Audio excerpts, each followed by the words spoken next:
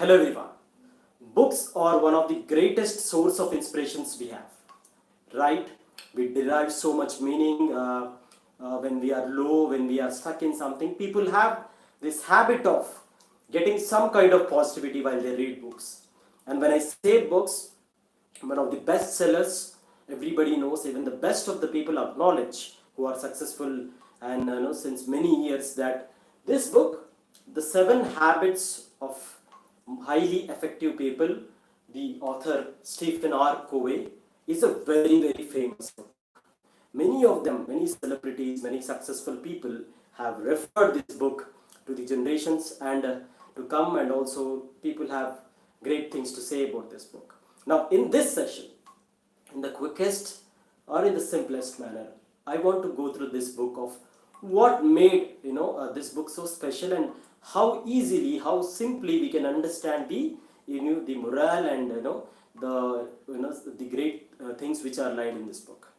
Now, the major classification or the analysis done of what is the one particular thing which highlights about the success of this book is this book has been written on the inside out approach. Most of the books for inspiration which have been written for motivating people have been written in the on the basis of the external personality. For example, if it is about communication skills, if a salesperson has a great, or a business person has a great communication skills, to an extent where he can manipulate people also, and he can sell a particular product, of course that's a great skill. But to actually fulfill this promise or to live up to the expectations of that product will only dependent if that person has a commitment. So which means the character ethic versus personality ethic. Personality is which we can see by his or communication, by the way we deliver, by the way we behave, but still what about the character ethic? We can't judge it. So this book is morely focused on the character ethic. It's very simple. Like if you take the famous example of the Titanic ship getting sink, right, by hitting an iceberg, right? It's not the greatness of that iceberg which is being appeared on the physical part. The greatness is the foundation of the iceberg which is inside the water, which made it so strong so that even the biggest, one of the biggest ship also couldn't survive. So this book's USP was it has focus, and it is completely has dealt with the inner or the character ethics of a personality, how they should be, how we should train ourselves in character wise, so that of course if that is having a good exterior personality or great behavior, then the things it will obviously one person can do great things in life. Now to start with the first habit. Yes, I think many people have already read the book. There is no point in just trying to find out how many have read this book. The whole idea is, if even if you have not read the book, is to still run through this book, maybe with the help of this video. The first one, we will use the red for better visibility. Be proactive. Be proactive. There are two kinds of way which we can react to everything.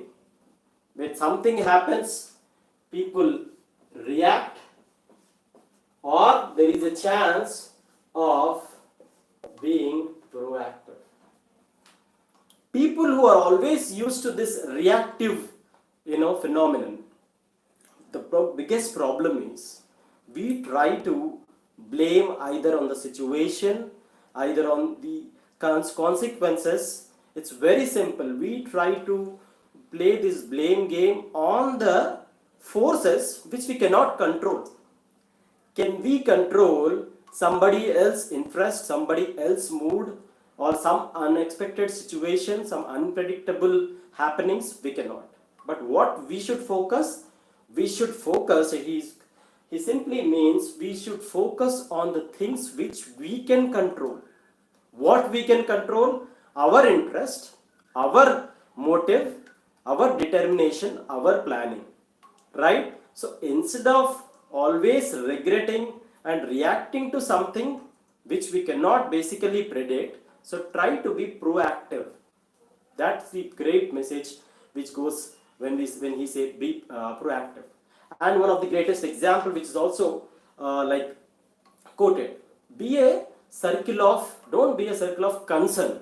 Don't be concerned always like you, oh my god, what if this plan does not work? What happens if somebody else will come with the same plan which I have? Right? So instead, try to be in the circle of influence. You try to influence the situation. Don't always get surrendered to the situation. That's the matter here. So please try to be proactive rather than always being reactive. So, and he also tells that in the 7 habits, if this is the first habit to master, and if people are succeeding in basically mastering this attitude of being proactive, then 70% of the job is done, right? No regrets, no unnecessarily pressing the panic button, etc., etc. So always try to be proactive. The second habit is very interesting one. The second habit says that begin with the end in the mind.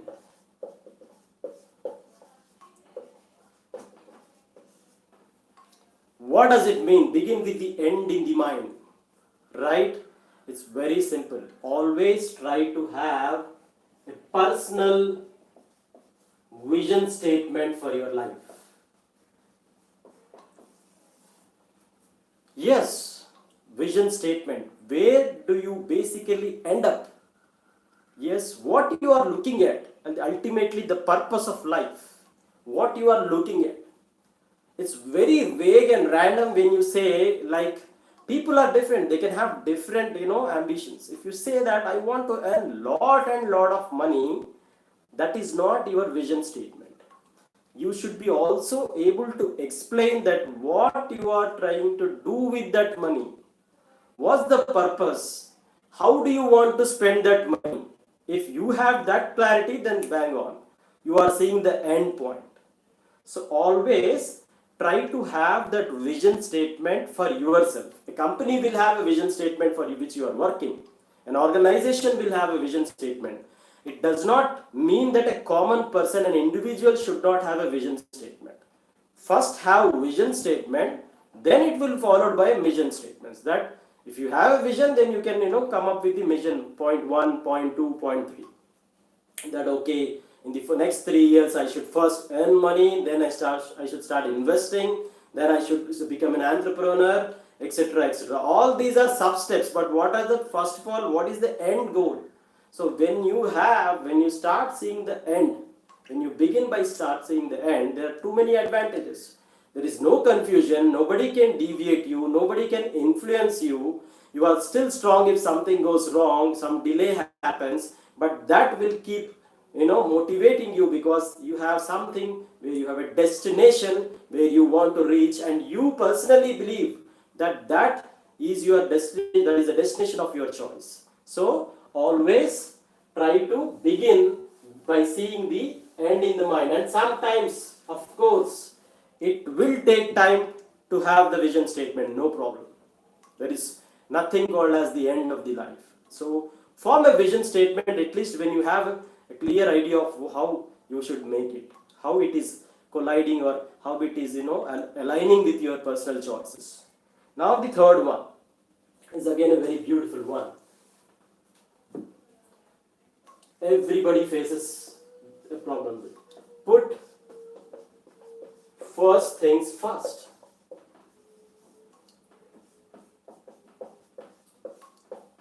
Everybody, 80 out of 100 will have this problem of not having the proper priority of things of what you want to do. Yes, 8 o'clock is the dinner, 6 o'clock if you start playing a video game, and if you extend it to 9:30, if you have not prepared your dinner, for example, you will end up, say, by ordering food late night. Your actual plan was to prepare it by yourself. Say the video game extended to 11:30, you have ordered food and have you eaten, and maybe there is a possibility of the food is rotten or spoiled. Now 12:30 after when you are trying to sleep, some kind of acidity, uncomfortableness, some chest burn, and you are not able to sleep. And till 4:30 you have tried and the morning comes. What happens is, video game is okay, but the priority is not that much, because the priority should be given to prepare a proper dinner which suits your health, which suits your hygiene. That's what he says. Put first things first. Try to divide a list of what are very important, what are not so important. Right? He does not feel that everybody does things which are not important. Of course, no. Many people are very intelligent, many people are having common sense, they do things which matters, but in that also, we should have priority of what are really important, what are less important, and what are not at all important. When you have this separation, you go with put first things first, so that it's very simple that the damage is less because you are having a correct priority order. Now, this first three steps, what were they? Being proactive, starting to see the end when you begin itself, and also trying to have the priority list, put first things first. So the first three habits are, the 1 to 3 habits are mostly focusing on a person becoming dependent to independent.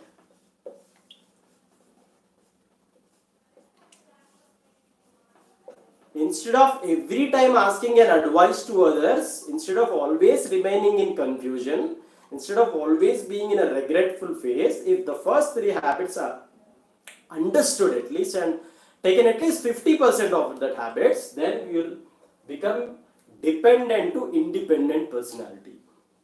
That's a great thing. Now the list moves forward with the fourth habit, where it will help a person from becoming independent to interdependent, right? Building strong interpersonal relationships. And fourth one is, always think about win-win situations. Always think about win-win situations. Don't go with a deal which only you have the profit. Even the other person is not so dumb. Only if an activity have your personal benefit, then no, it's wrong. The second point, or don't do something which is of no benefit to anyone. Right? Have something which is win-win. If the author has written this book and he has shared it, the first thing is he is getting some money and then I am getting some knowledge. So there is a win-win situation. So in this corporate world where you want to continuously see success, then try to be very fair to yourself that whatever you do, whatever you propose, it should be a win-win situation. And remember, when you do good things, there is plenty for all.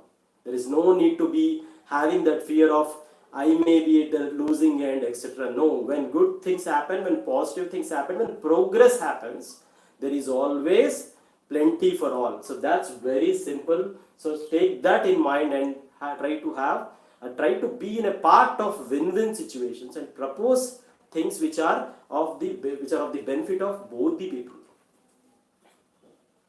Now, as I told, these habits are to become independent as well as interdependent. Now, it's very important, it's beautiful. Understand first to be what? Understood. It's very, very simple. Develop the quality of understanding others. In return, you will be understood. And he quoted a beautiful example where he is having a conversation with his son and is not able to understand his son, and the same thing is sharing with his friend, the author, that I am upset with my son, he's trying to say something but I am not understanding, whenever I say stop, don't talk, he is not listening. So the friend replies that you are not understanding him because you are not listening to him, right? You are saying that I'm not understanding my son and that's why I'm saying keep quiet, because you are not able to listen him. So first, most of the fights, the quarrels, anything which happens is we don't empathize to listen. We don't listen and we don't empathize. We always try to react even before listening. So, first you should listen the other person. Suppose even somebody is shouting on you, you should try to understand, instead of taking that personally, you should try to understand what have made him to speak like that. Even some of your very close people are sometimes very upset and they start showing that on you. So you should try to, immediately shift the focus of what might have, made this situation, and you should start listening to them in their perspective, not in your perspective. Then basically, when you speak back, you will also be understood. So it's very beautiful when he says, understand to be understood.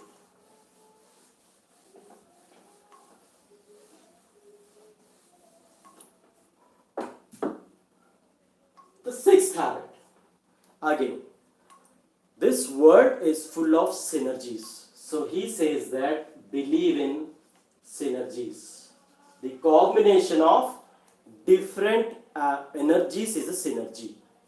When you see units as individuals, they sometimes looks very awkward, like our human body parts. Brain is very different, ears are very different, stomach is very, very different, but all together they are making our human body, which is a great machine. So that's what. Even in a company, it is no point in hiring employees of all the employees all of of same qualities. Why will be people same? Why will anybody wants people with same skills, right? So always try to believe in synergy. It's great when people are different. It's very boring when people are common. So it's very important. The whole purpose is to have different kind of energies and try to take it for a better cause. And the seventh one, the seventh habit is sharpen the saw. The famous story. A guy trying to chop off a tree. Yes, but the saw is is not sharp. The saw is not sharp. So what will you advise? We go and say, hey guys, see man, try to sharpen the saw first. But he says, no, I have only 6 hours left to chop off this tree. How should I waste time? It's not wasting time. If you sharpen the saw, yes, to an extent where that 6 hours will become 3 hours.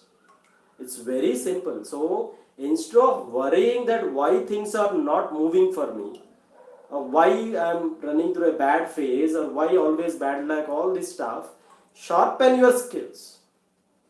Yes, unlearn yourself. Try to see whether you are updated. Try to see whether you have intellectually moved, further compared to 2 years back or 1 year back, or the world is so fast. To the matter of fact, at least once in a month we should try to see whether you have moved on according to the changes which are happening in the world. So first, to chop off the tree in less time, we should sharpen the saw. If you are not sharpening the saw and if you are trying to chop off, the 6 hours will become 60 hours. It's very simple. So these habits, I definitely think it's they are very life-changing habits, as they are focusing more on the character ethics. And if the character is on track, character is strong, the personality will be more strong, and more importantly, it will become a genuine personality which we can impress people, we can be understood more, we can deal with panic situations, even with even the worst of the situation with smiles. And I think this book is definitely a great book to read. And thank you so much for listening. See you all with a new topic.